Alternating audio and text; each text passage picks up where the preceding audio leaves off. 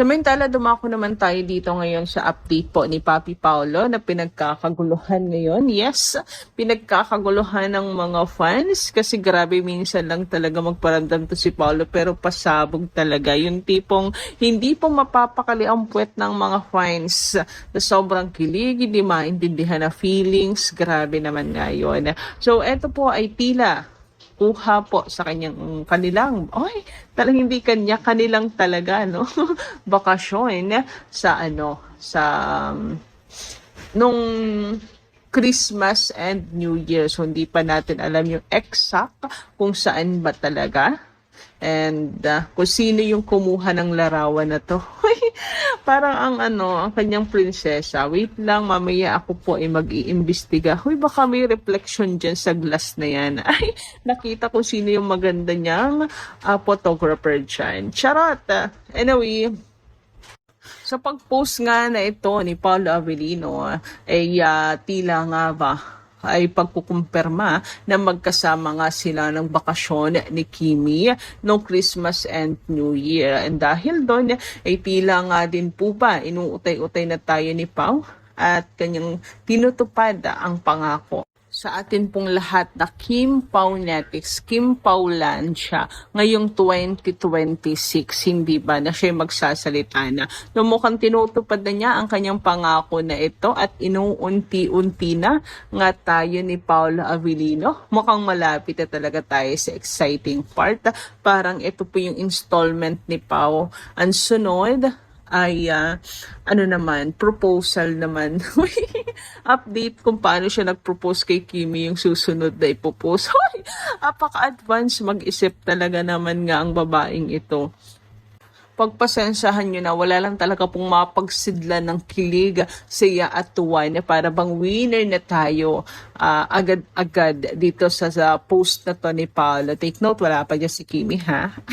Anyway, napansin ko yung camera ni Paolo Avellino, di ba? So, for sure, marami siyang nakuhang pictures.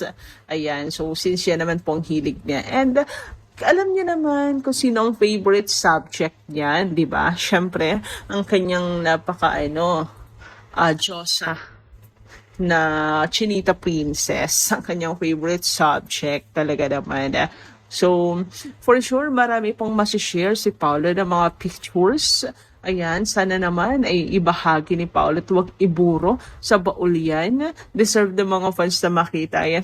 Maka-deserve. Apaka-demanding naman talaga. Anyway, ayan, I know na napaka-importante ito kina Kim and Paolo. So, kung i-keep man yan, okay lang. At least dito pa lang, sa installment na yan ni Paolo Avellino sa atin, masayang-masaya na ako. At nakikita ko rin naman sa mga fans na they are so happy. Sa picture pa lang na yan, ha? So, happy na at wala rin talaga mapagsidlan po ng saya yung mga fans. Lalo yung mga senior natin. Anyway, since may entry na po ngayon si Papi Paolo, si Chinita Princess naman ang hinahanap ngayon ng mga fans. Baka naman daw, Kimi, ay may entry ka din. Baka naman ay meron ka din siyang paayuda at susunod na siya. Sabi nga rito ay hindi magpapatalo si Chinita Princess. Meron din yan. Unti-unti nang lalabas ang ayuda. Hehehe. God bless Kim Pao. Yes, si Kimi pa ba magpapatalo? Hindi nang papatalo si Kimi. Manigurado meron din po yung ilalabas na ayuda. Maglalabas din po yan ng update, di ba? Panigurado. Talagang mas matindi at pasabog talaga at mas triple yung ating mararamdaman. Kung masaya tayo ngayon, tripling saya ating mararamdaman pag si Kim na ang nagpaayuda. So magpapatalo ba naman yan si Kimi? Siyempre hindi, di ba? So inaantay na ngayon ng mga fans Kim. Baka naman, di ba? Niintay na ng mga fans ninyo ni Paolo namin ang iyong NP Chan. Huwag ka nang magpahuli, huwag kang patalo kay Papi. Go Chinita. Grabe, paka-uwi. Anyway, dumako naman tayo dito, sabi, kahit hindi nila aminin, common sense na lang. Magkasama sila, nagbakasyon. ang tagal nga nilang nakabalik kasi noong bumalik ang Showtime, 3 days ata wala si Kim. So alam na kung sino ang kasama niya. Panay nga tukso sa Showtime. And alam niyo, pag may nalalaman sila sa Kim Pao, talagang tinutokso nila ng bonggang-bongga si Kimi. Kaya nga bunot na bunot po yan. Kaya nga bunga di, ano, di ba? Ni Mimi Vice yung nakaraan, paano siya mag-I love you sa jowa. So may jowa na si Kimi. Tapos ang maganda pa po rito, hindi po si Kim kumontra.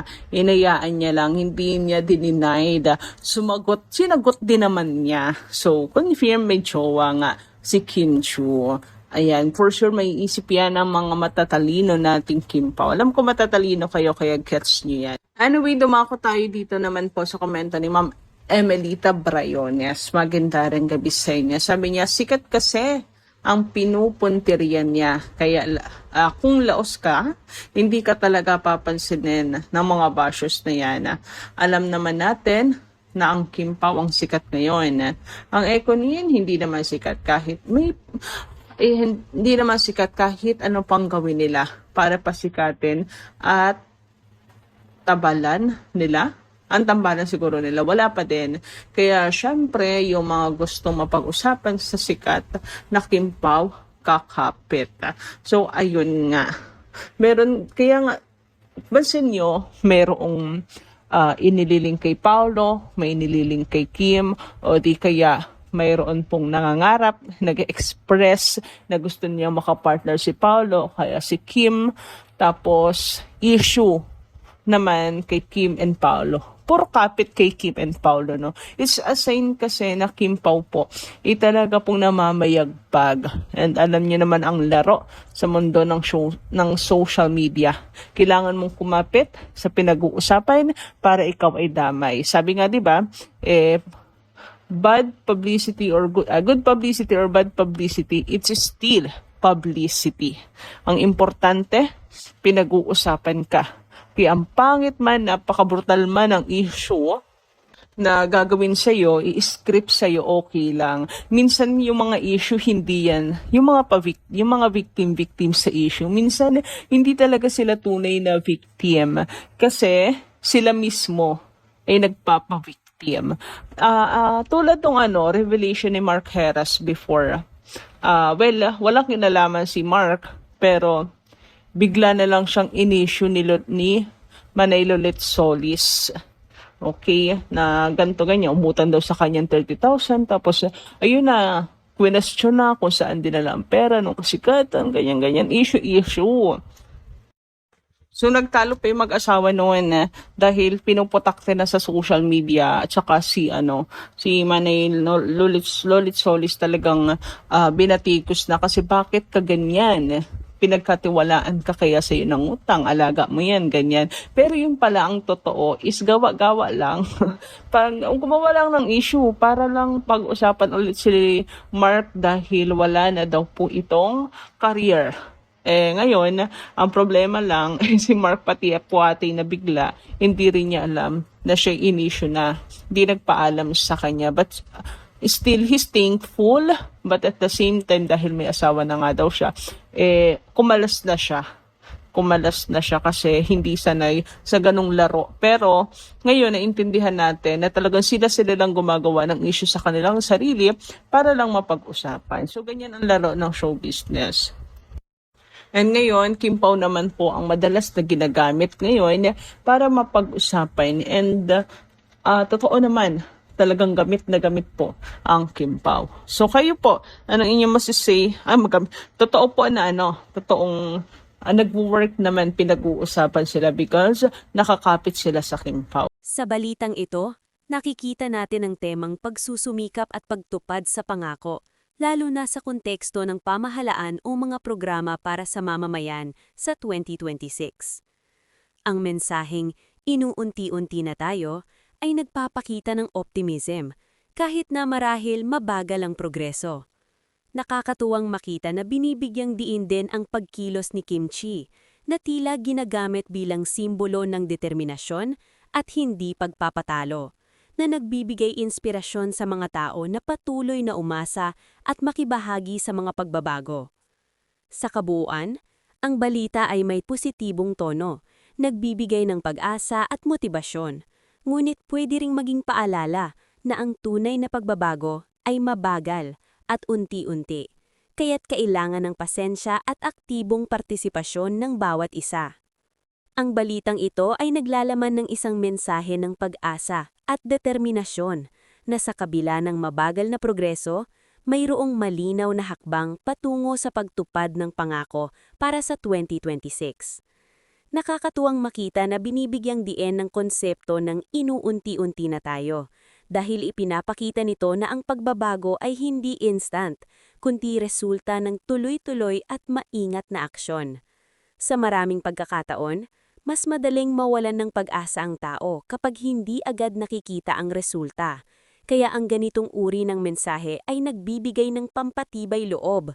Kailangan lang ng tiyaga at pasensya. Ang pagbabanggit kay Kim Chi ay interesting din. Bagamat siya ay kilalang personalidad sa showbiz, sa balitang ito siya ay inilalarawan bilang simbolo ng hindi pagpapatalo at determinasyon. Ito ay nagpapakita kung paano ang mga kilalang tao ay pwede ring maging inspirasyon sa mga ordinaryong mamamayan. Ang kanyang imahen ng pagiging proactive at handang tumulong ay maaring magbigay motibasyon sa mga tao na mas maging aktibo sa kanilang komunidad o sa kung anumang layunin nila. Gayunpaman, sa kabila ng positibong aspekto ng balita, mahalaga ring tingnan ito ng kritikal. Ang mga pahayag tulad ng may mas matinding ayuda ay nakakapanabik, ngulit kailangan nating bantayan kung ito ba ay konkretong plano o simpleng pangako lang. Hindi sapat na umasa lang, kailangan may konkretong aksyon at transparency para makita ng publiko ang tunay na progreso. Sa kabuuan, ang balita ay nagiiwan ng halo-halong damdamin, inspirasyon dahil sa mensahe ng determinasyon at pag-asa, ngunit may kaunting pag-iingat dahil sa posibilidad ng overpromising. Ang pinakamahalaga rito ay ang aktibong partisipasyon ng bawat isa. Ang pagbabago ay hindi lamang nakasalalay sa mga kilalang tao o sa pamahalaan, kundi sa bawat hakbang na ginagawa natin bilang mamamayan. Bukod sa pangunahing mensahe ng balita, pwede pang idagdag ang ilang mahahalagang punto upang mas maging kumpleto at kapaki-pakinabang ito. Konkreto at detalyadong ebidensya ng pag-usad. Pwede ipakita kung anong mga proyekto o programa ang naisakatuparan na at paano ito nakatulong sa mga tao. Halimbawa, kung may ayuda sa edukasyon, kabuhayan o infrastruktura, mas magiging malinaw kung gaano kalaki ang epekto nito. Panig ng mga benepisyaryo o mamamayan. Maganda ring magkaroon ng testimonya mula sa mga direktang nakinabang sa programa. Mas nagiging relatable at mas kapani-paniwala ang balita kung may kwento ng totoong tao. Panawagan sa partisipasyon ng publiko.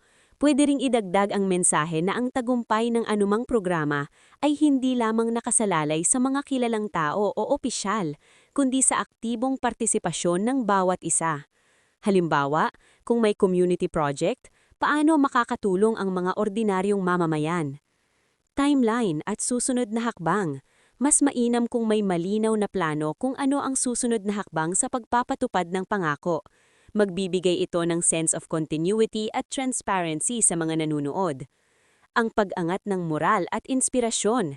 Ang balita ay pwede ring magdagdag ng inspiring quotes o mensahe mula kay Kim Chi o sa iba pang involved para mas maging motivational ang tema ng hindi pagpapatalo at pagtutulungan.